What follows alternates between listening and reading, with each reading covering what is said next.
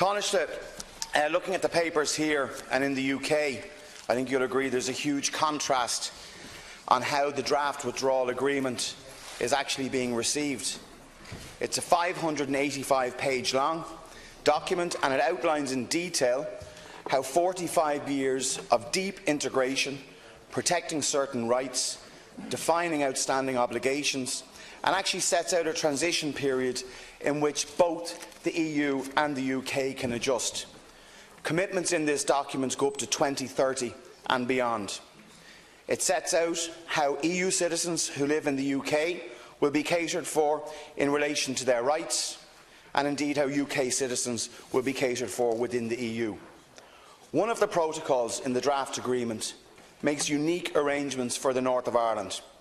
This includes protection of rights, security cooperation and the continuation of the common travel area. In this draft withdrawal agreement, the Good Friday Agreement remains intact. This protocol also outlines how the backstop arrangements,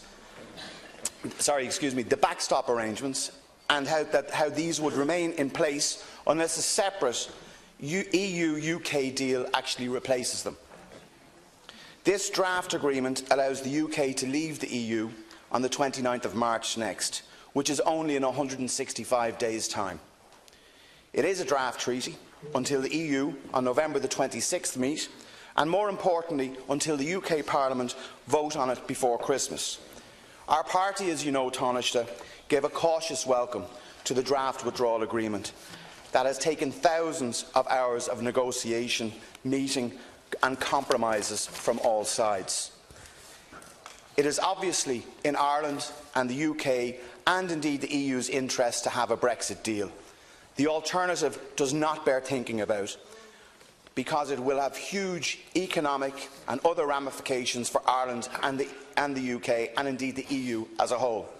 However, the alternative no-deal crash-out may become a reality, and we will have to plan accordingly given what is happening this morning and continues to happen in Britain as I stand here today.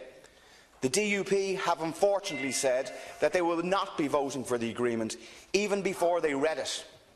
The Brexit Secretary, Dominic Raab, has resigned his post, and 2 other junior ministers have also resigned so far.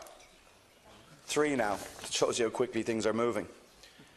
We do not know if there will be any more as the day goes on, and while it's a matter for the UK, it does have serious consequences for Ireland and the rest of the EU.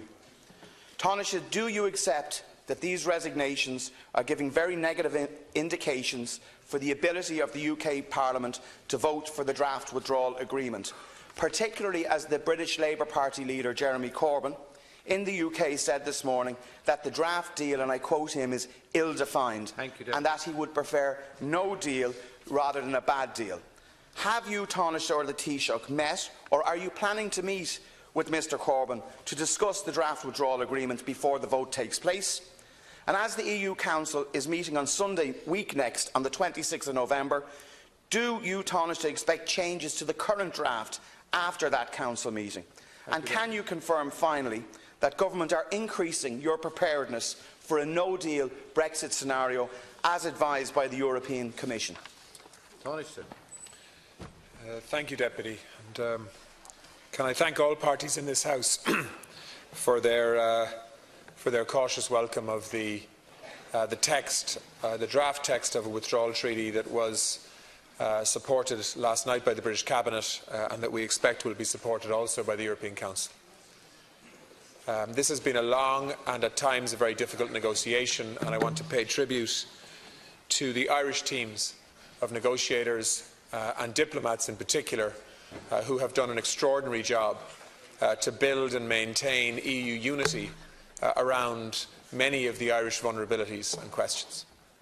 I also want to thank Michel Barnier for his extraordinary capacity to understand the detail of the multiple concerns and questions that have come from this island in the context of Brexit and its potential fallout, and for accommodating all of the commitments that have been made to Ireland and to the EU by the British Prime Minister and her government during these negotiations to date in the legal text that was delivered last night. There were many commitments made in a political statement last December.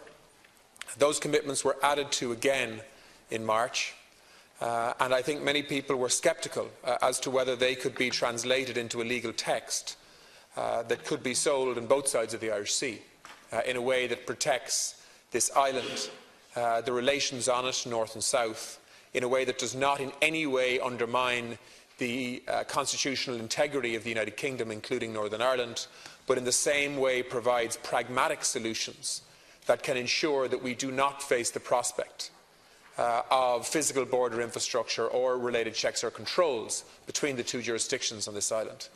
And I think that is what this agreement does.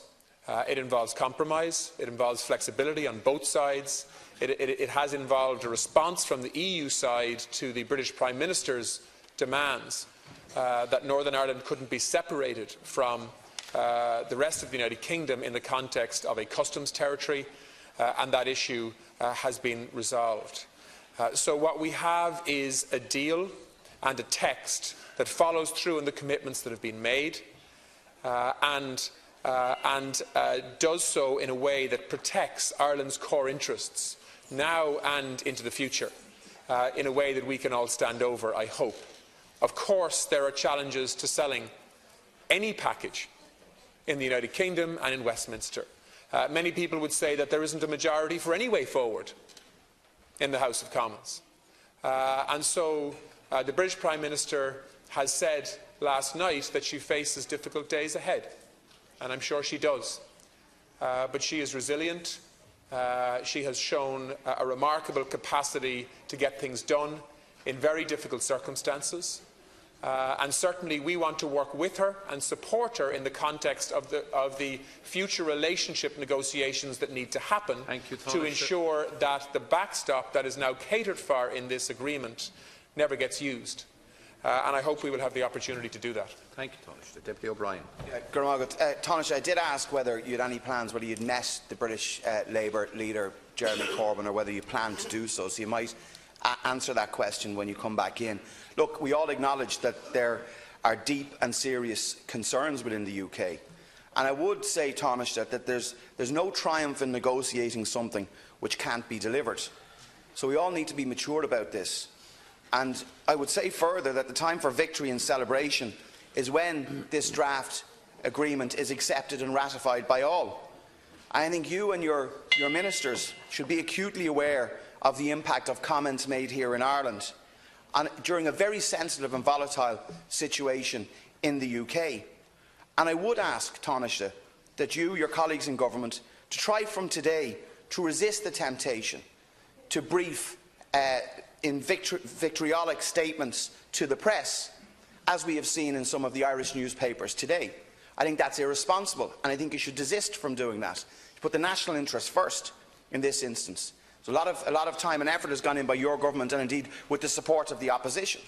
So I think every statement being made in Ireland here is being scrutinised, and we should be aware of that. Silence from government worked on Monday and Tuesday, and I would ask you to go back and be silent maybe for the next day or two, and to let the process move through Westminster. We have to be conscious of that. I would ask, though, that in relation to contingency planning, and I heard Minister Donoghue this morning saying that a lot of very detailed work has happened, will you now publish the sectoral contingency plans on the basis of a no-deal scenario, and actually let the sector see what level of preparedness we actually are at this moment in time in Ireland?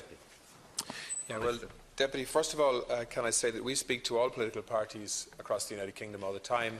I've got to know Keir Starmer well, who's the Labour spokesperson on Brexit. He's a very fine person and is on top of the detail. And we will continue to have conversations, of course, with all political parties. But I think the Irish government needs to be careful not to be pretending that we can influence British politics, and not to try to do so publicly either. Because we might well find that it will have the opposite effect. There is a British political system that needs to tease through the detail of this text. That will happen in the coming days and weeks, and there will be a vote at the end of that. We will have a detailed debate here too, And I can assure you that neither the Taoiseach or I or Minister McEntee or any other ministers for that matter are going to be claiming victories or anything like that.